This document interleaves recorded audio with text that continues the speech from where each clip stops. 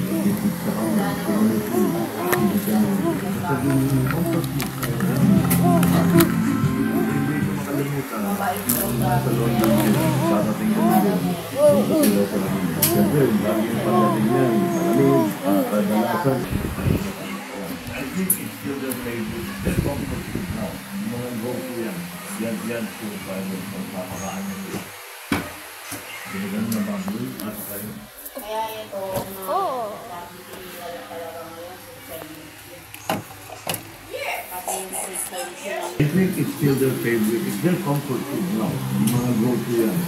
Yan still private. Pagpapakain mo sa ibang anak ko yan. Ang talent ko sa pagluluto, hindi sa isang klaseng cuisine. Ang talent ko sa pagluluto, kaya kong gumawa ng pagkain. Kahit na anong laman ng refrigerator, at anong mga dilata niya. Kasi nasanay ako napakasaya ng isa ako. Spiller! Oh no! Spiller! I love Spiller here.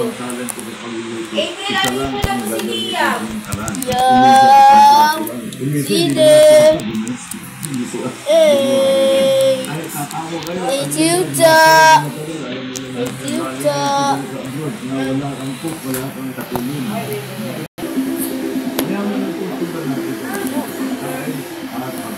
Gamit ng social media, lalo pa natin malalaman. May mga pagkain dapat dayuin at subukan. Kaya sa mga foodie na nakadaya ko, i-comment ninyo. Huwag pa natin. Pagkain Pilipino. Kaibigan mo luha. Tapos, mabuhay. Ang pagkain.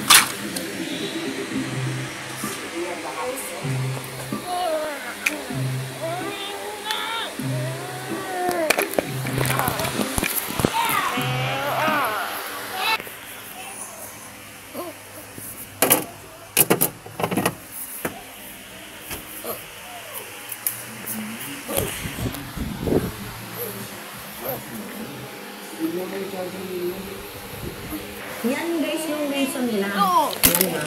Yan pa. Na kaya daw po, iniisip nila na si Maxine Soriano ang yan guys yung reason nila. Yan na. Yan pa.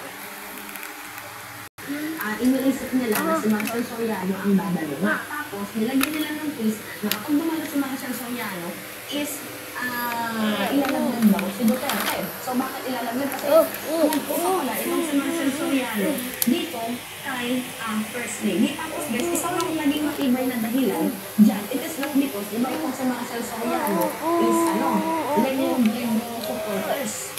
Diba ito nga, meron din tayong video. Sa po guys, sa mga naging patunay. Pakinggan nga, pakinggan nyo.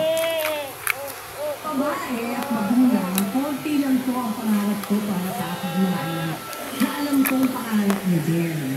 Hindi ba makapagtapos sa pag-aaral, mabuting trabaho, pagkain araw-araw, may mabuting tuloy, para definition, yung umangat naman ng buhay.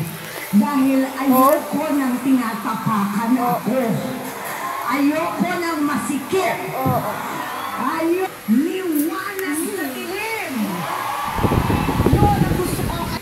Na ang sinutorpahan niyang kandidato ay si Lena Robredo. So may magtatanong, may mga Duterte, so paano na house provider, itong si mental health services. So kinuha nila yan guys, kasi itong si Lena Robredo daw po, ay nakapagsabukan na sa gobyerno. Meron guys yung kinukulit nila na itong si Lena sa administrasyon ng PBBM, tapos itong si Maricel Soriano, yung supporters, tapos nakapagsabuan ng PBBM. So basically daw po guys, inalagyan daw po ng ni Maricel Soriano itong kampo nila Duterte. So bakit may ilalagyan? Kasi sila yung Obredo, pinilitin mo daw po guys sa ating gobyerno. Maricel Soriano, sila yung Obredo, tapos sila yung Obredo, friends na with the governors, PBBM. Tapos meron pa silang video, yung first lady, na nagkita sila, nag-uusap sila. So ano daw ang ibig sabihin nan? Yan daw po guys, yung post nila ngayon. Ano mga ilo ka mga diputan. Alam niyo kung bakit? Sila yung, diba, doon nga yung naging action ng Maricel Soriano ng 2010. Bale, itinunik lang nila na merong isang artista, pinanapan nila ng bukas, itong isang Maricel Soriano, nakapangalan lang, ni Diane Star, itinunik nila, nakasama nga daw.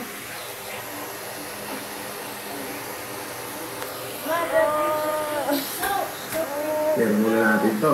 Live na tayo, live na tayo.